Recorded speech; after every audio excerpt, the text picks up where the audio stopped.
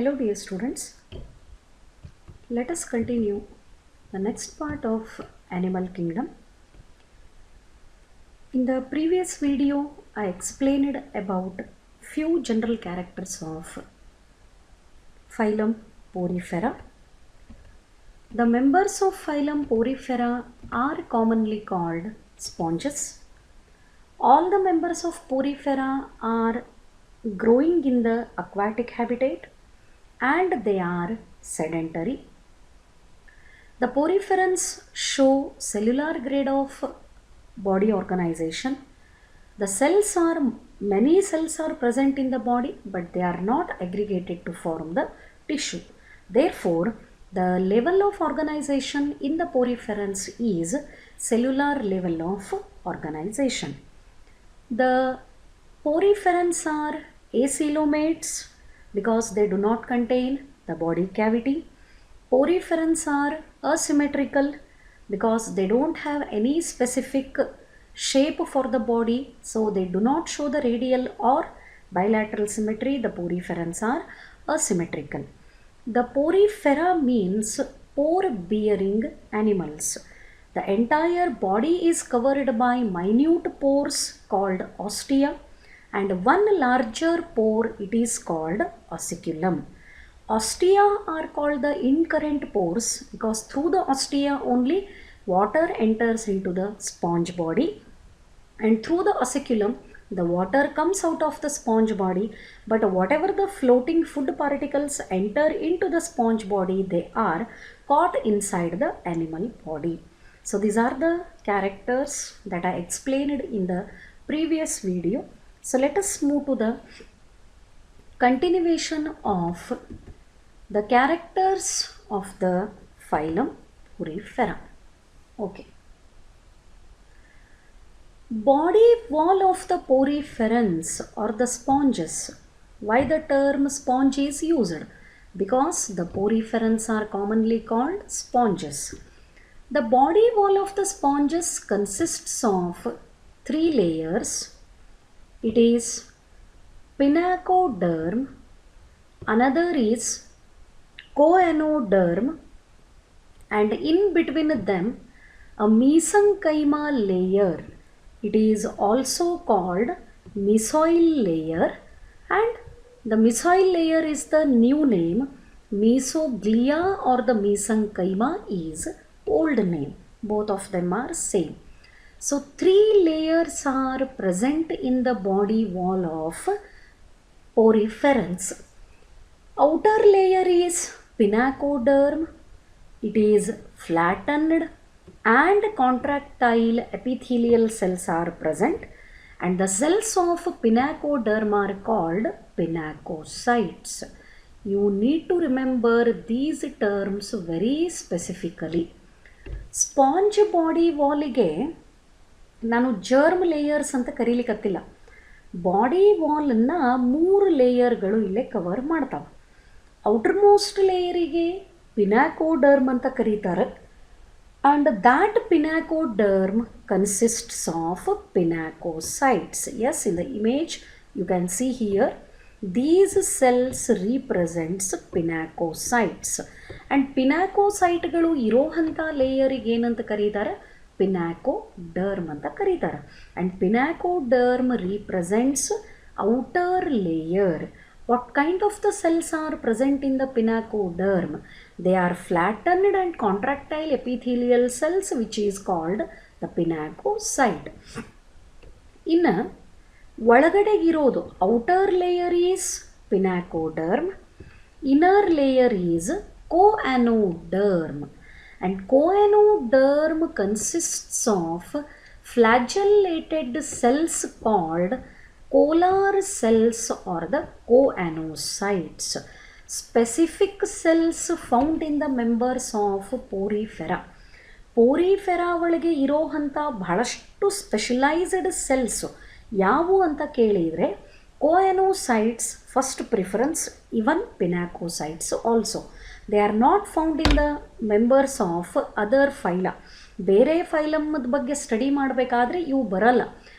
ಈ ಕೋಯಾನೋಸೈಟ್ಸಿಗೆ ಕೋಲಾರ್ ಸೆಲ್ಸ್ ಅಂತಲೂ ಕರೀತಾರೆ. Here you can see the image of colar cell or choanocyte, and it is having the hair like flagella. Every choanocyte consists of flagella. The choanocytes are present in the choanoderm, and choanoderm represents inner layer of the body wall. The choanocytes are also called colar cells. What is the importance of choanocytes? ಏನು ಮಾಡ್ತವೆ? Circulate the sea water within and through the sponge to bring the food and reproductive products, and also help in discharge of waste products. ಈಗ water sponge ಬಾಡಿನ enter ಆದಾಗ along with the water the food floating food particles are also entering into the sponge body. ಆ food ಪಾರ್ಟಿಕಲ್ಗಳನ್ನು ಮತ್ತೆ ಹೊರಗೆ ಬಿಡಬಾರ್ದು, ಅದಲ್ಲೇ ಉಳ್ಕೋಬೇಕು. ಯಾಕಂದ್ರೆ sponges ಹೆಂಗವ sedentary, ಯಾವುದೋ ಒಂದು ಲೊಕೇಶನ್ ಒಳಗೆ ಬೆಳಿಲಿಕ್ಕತ್ರೆ ಅಲ್ಲಿಂದ ಬೇರೆ ಕಡೆಗೆ ಮೂವ್ ಆಗಲ್ಲ. They found growing attached to the substratum. ಒಂದು ಹಾರ್ಡ್ ಪಾರ್ಟಿಕಲ್ಲಿಗೆ ನೀರು ಒಳಗೆ ಅಂಟ್ಕೊಂಡೇ ಬೆಳಿತಾವ, ಮತ್ತು ಅದಕ್ಕೆ ಬೇರೆ ಕಡೆ ತಿರುಗಾಡಿ ಫುಡ್ಡನ್ನು ಕಲೆಕ್ಟ್ ಮಾಡಲಿಕ್ಕೆ ಆಗಲ್ಲ. So that whatever the food particle, it enters the sponge body along with the water. It is caught ಅಂತ ಹೇಳಿದೆ ನಾನು. ಇಟ್ ಈಸ್ ಕಾಟ್, ಅದಲ್ಲೇ ಉಳ್ಕೋತದ. ಅದನ್ನು ಯಾವುದು ಉಳಿಸ್ಕೋತದ? ಈ ಕೋಯಾನೋಸೈಟ್ಸು ಅಲ್ಲೇ ಹಿಡ್ಕೋತಾವ. And further it is used for the purpose of nutrition. ಆಮೇಲೆ ಅದನ್ನು ಫುಡ್ ಅಂತ ಹೇಳಿ ಅದು ಕನ್ಸ್ಯೂಮ್ ಮಾಡ್ತದೆ. ದೆನ್ ಈ ಪಿನಾಕೋಡರ್ಮ್ ಆ್ಯಂಡ್ ಕೋಯಾನೋಡರ್ಮದ ಮಧ್ಯಕ್ಕೆ ಒಂದು ನಾನ್ ಸೆಲ್ಯುಲಾರ್ ಲೇಯರ್ ಪ್ರೆಸೆಂಟ್ ಇರ್ತದೆ. And that non cellular layer is called mesenchyma, or it is called mesohyl. Mesenchyma, mesoglea, mesohyl, both of them are same. All the terms are same. Better you remember mesenchyma or mesogleal layer. ಈ mesogleal ಲೇಯರ್ದ importance ಏನು ಅಂದರೆ, it contains ಅಮೀಬೋಸೈಟ್ಸ್. ಇಲ್ಲಿ ಕಾಣಿಸ್ತಾವೆ amoeba ಥರ shape ಇರೋವಂಥ ಸೆಲ್ಗಳು ಈ ಮೀಸಂಕೈಮಾ ಒಳಗೆ present ಇರ್ತಾವೆ. And ಇದ್ರ ಕೆಲಸ ಏನು? They carry the nutrients from one cell to other cell. ಯಾಕಂದ್ರೆ ಬಾಡಿ ಒಳಗೆ ಬ್ಲಡ್ ಇಲ್ಲ, ಬೇರೆ ಯಾವ ಟಿಶ್ಯೂನೂ ಇಲ್ಲ ನ್ಯೂಟ್ರಿಯೆಂಟ್ಗಳನ್ನು ಸಪ್ಲೈ ಮಾಡೋಕ್ಕೆ. ಆ ನ್ಯೂಟ್ರಿಯೆಂಟ್ಗಳನ್ನು ಒಂದು ಸೆಲ್ಲಿಂದ ಮತ್ತೊಂದು ಸೆಲ್ಲಿಗೆ ಸಪ್ಲೈ ಮಾಡಲಿಕ್ಕೆ ಯಾವುದು ಹೆಲ್ಪ್ ಮಾಡ್ತದೆ? Amoebocytes are helping. So these are the wall layers present in the body wall of sponges. Outer is pinacoderm, inner one is choanoderm. In between them mesenchyma layer is present. Pinacoderm is made up of pinacocytes and choanoderm is made up of choanocytes. The choanocytes are also called colar cells. The colar cells or the choanocytes are flagellated cells. They catch the food particle which enters the sponge body along with the water.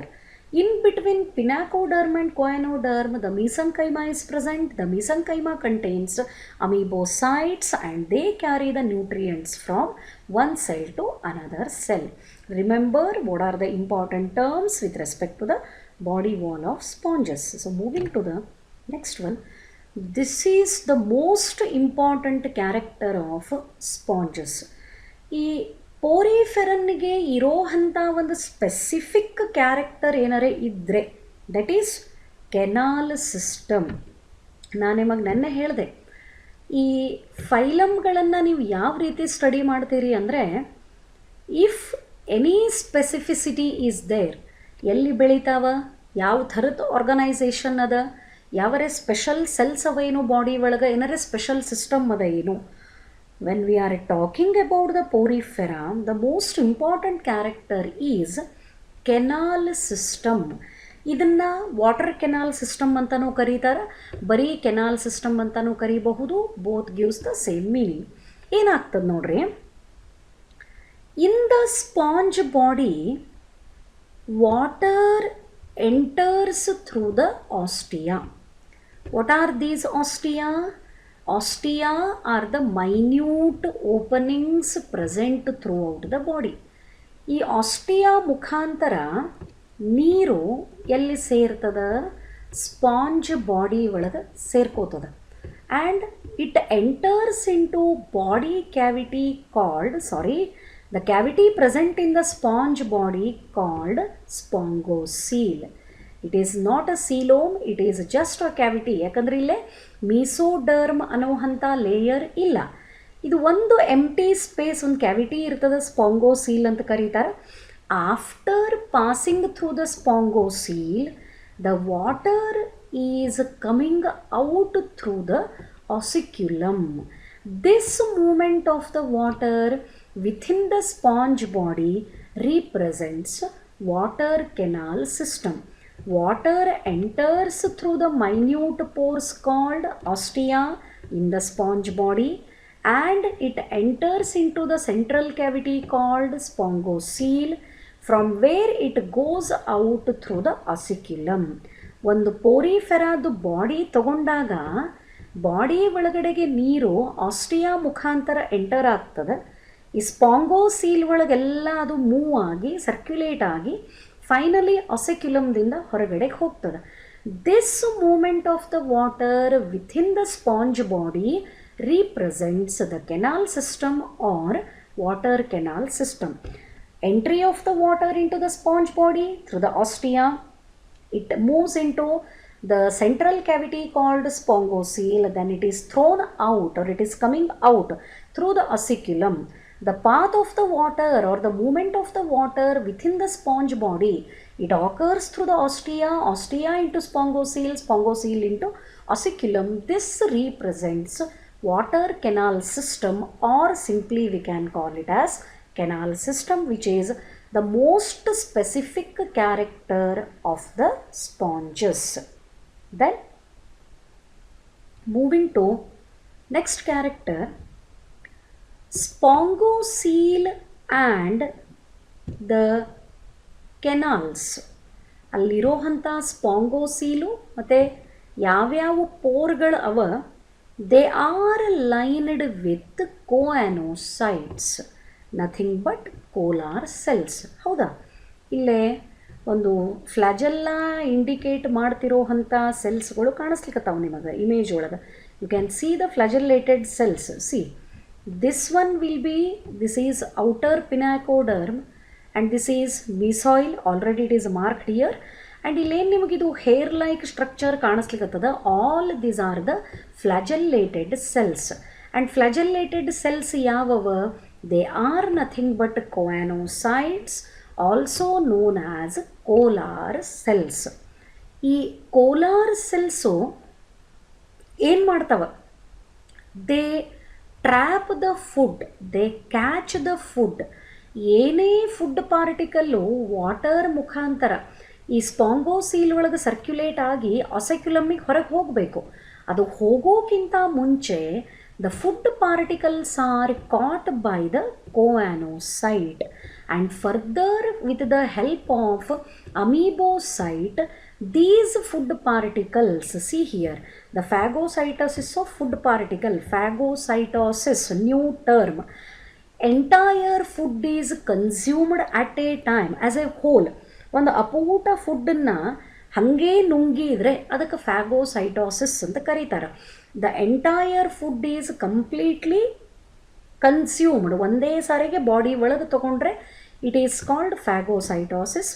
ಈ ಫುಡ್ಡನ್ನು ಅಮೀಬೋಸೈಟ್ಸು ಏನು ಮಾಡ್ತಾವ? ಇಡೀ body ಸೆಲ್ಸಿಗೆಲ್ಲ transfer ಮಾಡ್ತಾವೆ.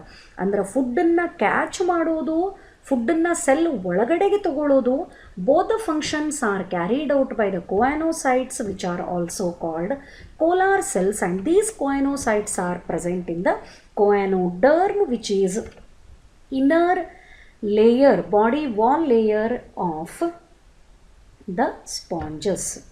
Then moving to the next character, again this is important. Before moving to the explanation of the character, I would like to highlight about this image. This is the image of sponge. ಇದು real ಆಗಿ ಬಾಟಮ್ಗೆ ಈ ಸಮುದ್ರದ ನೀರು bottom ಒಳಗೆ ಯಾವ ರೀತಿ sponge ಪ್ರಾಣಿ ಇರ್ತದ ಅಂತನ್ಲಿಕ್ಕೆ ಇದು this is the best image. And look at the pores, ಇಷ್ಟು ನೀಟಾಗಿ ಇದ್ರದ್ದು ಪೋರ್ಸ್ಗಳು ಕಾಣಿಸ್ಲಿಕ್ಕತ್ತಾವ. ನೀವು ಪೋರ್ಗಳನ್ನು ಸ್ವಲ್ಪ ಅಬ್ಸರ್ವ್ ಮಾಡಿದರೆ ನಾವು ಐ ವಿಲ್ ಹೈಲೈಟ್, ಇಷ್ಟು ಪೋರ್ಸು ನೀಟಾಗಿ ಕಾಣಿಸ್ತವೆ. And all these are the ostia. ಆ್ಯಂಡ್ ಇಲ್ಲೇನು ಮ್ಯಾಲೆ ನಿಮಗೆ ಒಂದು ಲಾರ್ಜರ್ ಓಪನಿಂಗ್ ಕಾಣಿಸ್ತದಲ್ಲ, this is osculum. And it is found grown attached to the substratum. ಒಂದು ಹಾರ್ಡ್ ಸಬ್ಸ್ಟೆನ್ಸಿಗೆ ಅದು ಸಮುದ್ರದ ತಳದೊಳಗೆ ಇದು ಅಂಟುಕೊಂಡು ಬೆಳೆದದ. And all these are the adult animals. ಇವೆಲ್ಲವುಗಳು ಅಡಲ್ಟ್ ಆ್ಯನಿಮಲ್ಗಳು. I would like to share one more thing with you. Morning I don't no, some student has send the question, ಸ್ಪಾಂಜಸ್ಸಿಗೆ ಏನೂ ಬಾಡಿ ಪಾರ್ಟ್ಗಳಿಲ್ಲ, ಯಾಕೆ ಅದನ್ನು ಆ್ಯನಿಮಲ್ ಅಂತ ಕರಿಬೇಕು? And why not the human is included something, ಹ್ಯೂಮನ್ಸಿಗೆ ಯಾಕೆ ನಾವು ಪ್ಲಾಂಟ್ ಅಂತ ಕರಿಬಾರ್ದು? ಏನು ರೀಸನ್ ಅದ? ನಾನು ಹಿಂದಿನ ಕ್ಲಾಸ್ ಒಳಗೂ ಬೇಕಾದಷ್ಟು ಸರಿ ಹೇಳಿದ್ದೆ, ಬಟ್ ಇಲ್ಲೇನೋ ಬಂತು ರೀಸನ್ ಅನ್ಲಿಕ್ಕೆ ಹೇಳಿಕತ್ತೀನಿ. ಪ್ಲಾಂಟ್ ಅಂತ ಕರೆಸ್ಕೋಬೇಕಾದ್ರೆ must and should cell wall ಅನ್ನೋ ಅಂಥ ಸ್ಟ್ರಕ್ಚರ್ಗಳು ಇರಲಿಕ್ಕೆ ಬೇಕು. ಸೆಲ್ ವಾಲ್ ಇರಬೇಕು, ಕ್ಲೋರೋಫಿಲ್ ಈಸ್ ರಿಕ್ವೈರ್ಡ್, ಪಿಗ್ಮೆಂಟ್ಸು ಇರಲಿಕ್ಕೆ ಬೇಕು. Cell wall is the basic requirement to distinguish it as plant or animal. And ಪ್ಲಾಂಟ್ಗಳನ್ನು ತಗೊಂಡಾಗ ಅದರ ಬಾಡಿ ಒಳಗಿರುವಂಥ ಟಿಶ್ಯೂಗಳೇ ಬೇರೆ. ಅಲ್ಲೇ ಪ್ಯಾರಂಕೈಮಾ ಅಂತ ಹೇಳ್ತೀವಿ, ಕೋಲಂಕೈಮಾ, ಸ್ಕ್ಲೀರಂಕೈಮಾ, ಝೈಲಮ್ ಆ್ಯಂಡ್ ಫ್ಲೋಯಮ್, ಈ ಥರದ್ದು ಮೀಸೋಫಿಲ್, ಈ ಥರದ ಟಿಶ್ಯೂ ಇರ್ತಾವೆ. ಆ್ಯನಿಮಲ್ ಅಂತ ತಗೊಂಡಾಗ ಎಪಿಥೀಲಿಯಲ್ ಟಿಶ್ಯೂಸ್ ಬರ್ತಾವೆ, ಕನೆಕ್ಟಿವ್ ಟಿಶ್ಯೂಸ್ ಬರ್ತಾವೆ, ಬೋನ್ ಬರ್ತಾವೆ, ಸ್ಕೆಲೆಟಲ್ ಸಿಸ್ಟಮ್ ಬರ್ತದೆ, ಬ್ಲಡ್ ಬರ್ತದೆ. ಮತ್ತು ಈ ಪ್ರಾಣಿಗಳಿಗೆಲ್ಲ ಬ್ಲಡ್ ಇಲ್ಲವೇ ಇಲ್ಲ, ಮತ್ತು ಅವಕ್ಕೆ ಯಾಕೆ ಪ್ರಾಣಿ ಅಂತ ಕರಿಬೇಕು? Because they don't have the cell wall, one thing.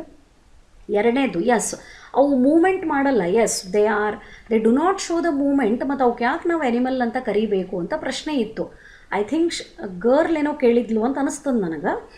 ಇವು ಮೂಮೆಂಟ್ ಮಾಡದೇ ಇದ್ರೂ ಕೂಡ ಅದರದ್ದು ಸೆಲ್ಲಿಗೆ ಸೆಲ್ ವಾಲ್ ಇಲ್ಲ, ಕ್ಲೋರೋಫಿಲ್ ಕಂಟೆಂಟ್ ಇಲ್ಲ, and they contain skeletal system. ಇದಕ್ಕೆ ಸ್ಕೆಲೆಟಲ್ ಸಿಸ್ಟಮ್ ಅದ. ಲಿಗ್ನಿನ್ ಅನ್ನೋ ಅಂಥ ಸಬ್ಸ್ಟೆನ್ಸು ಯಾವ ಆ್ಯನಿಮಲ್ ಒಳಗೂ ಇರಲ್ಲ, ಅದು ಪ್ಲಾಂಟ್ ಒಳಗಿರೋವಂಥ ಒಂದು specific component. Skeletal system absence of cell wall ಮತ್ತು ಕ್ಲೋರೋಫಿಲ್, ಈ ಕ್ಯಾರೆಕ್ಟರ್ಗಳು ಇವುಗಳನ್ನು ಪ್ರಾಣಿಗಳು ಆ್ಯನಿಮಲ್ಸ್ ಅಂತ ಹೇಳಿ ಇಂಡಿಕೇಟ್ ಮಾಡ್ತವೆ. So let us concentrate on the skeleton. The skeletal system of the sponges is internal, ಅಂದರೆ ಬಾಡಿ ಒಳಗಿರ್ತದೆ, ಮ್ಯಾಲೆ ನೋಡಿದ ಕೂಡಲೇ ಕಾಣಿಸೋದಿಲ್ಲ. ಇದಕ್ಕೆ ಎಂಡೋಸ್ಕೆಲೆಟನ್ ಅಂತ ಕರೀತಾರೆ. ಎಕ್ಸೋಸ್ಕೆಲೆಟನ್ ಅಂದರೆ ನೋಡಿದ ತಕ್ಷಣ ಹೊರಗಡೆಗೆ ಸ್ಕೆಲೆಟಲ್ ಸಿಸ್ಟಮ್ ಕಾಣಬೇಕು. For example, in case of crab, ಏಡಿ ತೊಗೊಂಡ್ರೆ ಪ್ರತಿಯೊಂದು ಪಾರ್ಟ್ ಹಿಂಗೆ ಮ್ಯಾಲಿಂದನೇ ಕ್ಲಿಯರಾಗಿ ಕಾಣಿಸ್ಲಿಕ್ಕೆ ಸ್ಟಾರ್ಟ್ ಮಾಡ್ತದೆ. ಬಟ್ ಇಲ್ಲೇ ಹಾಗಲ್ಲ, skeletal system is internal, body ಒಳಗಡೆನೆಗೆ ಇರ್ತದೆ.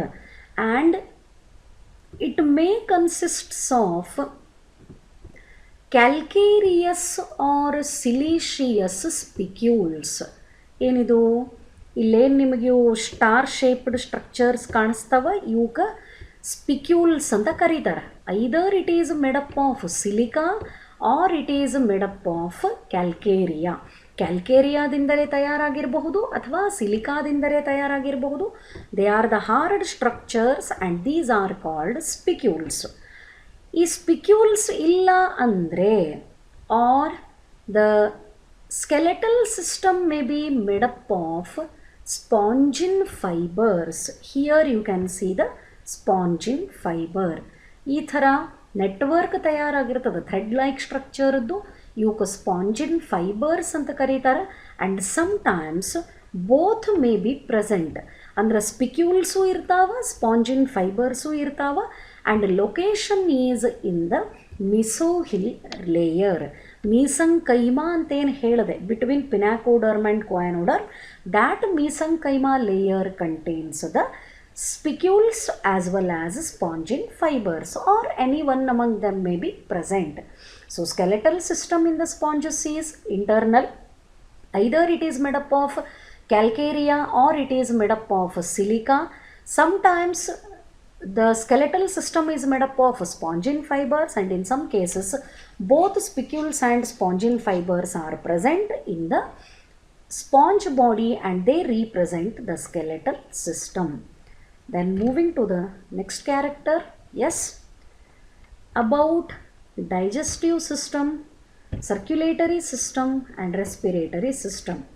ಒಂದು ಪಾಯಿಂಟ್ ಭಾಳ ನೀಟಾಗಿ ನೆನಪಿಟ್ಕೋಬೇಕು. All these systems are absent. First thing to remember, digestive system is absent, circulatory system is absent, respiratory system is absent. ನಾನು ನಿಮಗೆ ಮೊನ್ನೆ 6 ಪಾಯಿಂಟ್ ಬರೆದ್ರೆ ಮಾರ್ಕ್ಸ್ ಬರ್ತದೆ ಅಂತ ಹೇಳಿದೆ. ನೀವು ಇವು 3 ಬರೆದ್ರೆ madam 3 ಕೊಡ್ತಾರೇನೋ, impossible.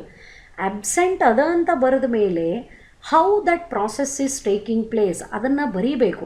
Digestive system is absent and digestion is intracellular. They have water canal system to gather the food. If you write the complete point, of course you can expect 1 mark. If you write only digestive system is absent, sorry to say you don't get any marks for that particular point. Okay, digestive system absent ada. Body ಒಳಗೆ food ಹೋಗಲಿಕ್ಕೆ ಯಾವುದು help ಮಾಡ್ತದೆ? Water canal system. When water moves through the ostia into the spongocoel which is the central cavity present in the sponge body. ಆ ನೀರಿನ ಜೊತೆಗೇ food particles ಹೋಗ್ತವೆ. ಆ food ಪಾರ್ಟಿಕಲ್ಗಳನ್ನು ಕೋಯಾನೋಸೈಟ್ ಕ್ಯಾಚ್ ಮಾಡ್ಕೋತದ and inside the choanocyte that food is digested. Cell ಒಳಗಡೆಗೆ food digest ಆಗುತ್ತಿದ್ದರೆ the digestion is called intracellular. Breaking or digestion of the breaking of the food is occurring within the cell called choanocyte or collar cell. The digestion is called intracellular. Then moving to the circulatory system. Blood illa, no question of circulatory system. Distribution of food from ingested cell to other cells is brought about by wandering amoebocytes of mesoil layer. ಏನು ಹಂಗಂದ್ರೆ ಆವಾಗಲೇ ಹೇಳಿದೆ, blood ಅನ್ನೋ ಅಂಥ ಟಿಶ್ಯೂನೇ ಇಲ್ಲ ಎಲ್ಲ ಕಡೆಗೂ ಫುಡ್ಡನ್ನು ಸಪ್ಲೈ ಮಾಡೋಕ್ಕೆ. ದೆನ್ ಫುಡ್ ಹೆಂಗೆ ಸಪ್ಲೈ ಆಗ್ತದೆ? ಆ ಮೀಸಂಕೈಮಾ ಒಳಗಿರೋ ಅಂಥ ಅಮೀಬೋಸೈಟ್ಸು ವಾಂಡರಿಂಗ್ ಅಂತ ಬರದೆ ಟರ್ಮಲ್ಲೇ ಆ ಕಡೆ ಈ ಕಡೆಗೆ ಮೂವ್ ಆಗ್ತಿರ್ತಾವೆ. And through this movement only amoebocytes are supplying the nutrients from one cell to another cell. ಯಾವ ಸೆಲ್ ಒಳಗೆ ಈಗ ಕೋಯಾನೋಸೈಟ್ ಒಳಗೆ ಫುಡ್ ಎಲ್ಲ ಬ್ರೇಕ್ ಡೌನ್ ಆಗ್ಯದ ಅಂತ ತಿಳ್ಕೊಳ್ಳೋಣ, ಡೈಜೆಸ್ಟ್ ಆಗ್ಯದ ಅಂತ ತಿಳ್ಕೊಳ್ಳೋಣ. ಆ ಕೋಯಾನೋಸೈಟಿಂದ ಡೈಜೆಸ್ಟೆಡ್ ಫುಡ್ಡನ್ನು ಬೇರೆ ಸೆಲ್ಗಳಿಗೆ ಯಾವುದು ಸಪ್ಲೈ ಮಾಡ್ತದ? Amoebocytes which are present in the mesenchyme are distributing the digested food from one cell to another cell. In respiratory system ಇಲ್ಲವೇ ಇಲ್ಲ. ಯಾಕೆ ಈ ಸಿಸ್ಟಮ್ಗಳು ಅಬ್ಸೆಂಟ್ ಇರಬೇಕು? ಸ್ವಲ್ಪ ನೀವು ಇಮ್ಯಾಜಿನ್ ಮಾಡಿರಿ ಅಥವಾ ಅದಕ್ಕೆ ರೀಸನ್ ಹುಡುಕಾಡಿದರೆ, poriferans are showing cellular level of organisation. ಅಂದ್ರೆ ಅದರ ಬಾಡಿ ಒಳಗೆ ಟಿಶ್ಯೂ ಇಲ್ಲ. When tissues are absent there is no question of organ. When organs are absent there is no question of organ system. Digestive system is organ system, circulatory system is organ system, respiratory system is also organ system. ಮತ್ತು ಟಿಶ್ಯೂಗಳೇ formation ಆಗಿಲ್ಲ ಅಂದಮೇಲೆ organ ಸಿಸ್ಟಮ್ಗಳು ಇರೋಕ್ಕೆ ಚಾನ್ಸೇ ಇಲ್ಲ. So respiratory system ಕೂಡ absent ಅದ. Then ಹೆಂಗೆ ಉಸಿರಾಡ್ತಾವ? ಯಾಕಂದ್ರೆ ಸರ್ವೈವ್ ಆಗಬೇಕು ಅಂದರೆ they have to show the respiration. Exchange of gases occurs by diffusion through the plasma membrane of cells. ಅಂದರೆ ಎಕ್ಸ್ಚೇಂಜ್ ಆಫ್ ಗ್ಯಾಸಸ್, ಈ ಗ್ಯಾಸ್ಗಳು ಬಾಡಿಯಿಂದ ಒಳಗೆ ಬಾಡಿಯಿಂದ ಹೊರಗೆ. ಈಗ ನಾವು ಹೆಂಗೆ ಆಕ್ಸಿಜನನ್ನು ಇನ್ಹೇಲ್ ಮಾಡಿ ಕಾರ್ಬನ್ ಡೈಆಕ್ಸೈಡನ್ನು ಹೊರಗೆ ಬಿಡ್ತೀವಿ, the same process is shown by sponges also. Oxygen ಒಳಗಡೆಗೆ ಬರೋಕ್ಕೆ, ಬಾಡಿ ಒಳಗೆ ರಿಲೀಸ್ ಆಗಿದ್ದ ಕಾರ್ಬನ್ ಡೈಆಕ್ಸೈಡ್ ಹೊರಗಡೆಗೆ ಹೋಗೋಕ್ಕೆ ಯಾವುದು ಹೆಲ್ಪ್ ಮಾಡ್ತದೆ? a thin membrane which is called plasma membrane. This covers the cells. ಎಲ್ಲ ಬಾಡಿ ಸೆಲ್ಗಳಿಗೆ ಪ್ಲಾಸ್ಮಾ ಮೆಮ್ರೇನು ಇದ್ದೇ ಇರ್ತದೆ, ಕೋಶ ಪೊರೆ ಅಂತ ಕರೀತಾರೆ. ಆ್ಯಂಡ್ ಥ್ರೂ ದ್ಯಾಟ್ ಕೋಶ ಪೊರೆ plasma membrane the gaseous molecules are moving from higher concentration to lower concentration. ಹೆಚ್ಚಿನ ಸಾಂದ್ರತೆ ಕಡೆಯಿಂದ ಕಡಿಮೆ ಸಾಂದ್ರತೆ ಕಡೆಗೆ ತಾವಾಗಿನೇ ಡಿಫ್ಯೂಸ್ ಆಗ್ತವೆ, ಮೂವ್ ಆಗ್ತವೆ, and through this method only exchange of the gases occurs. So few more characters left with respect to the study of porifera, and that part I will continue in the tomorrow video. Hope this explanation is clear for you. Try to concentrate on the specific terms and specific characters of the phylum Porifera. Thank you.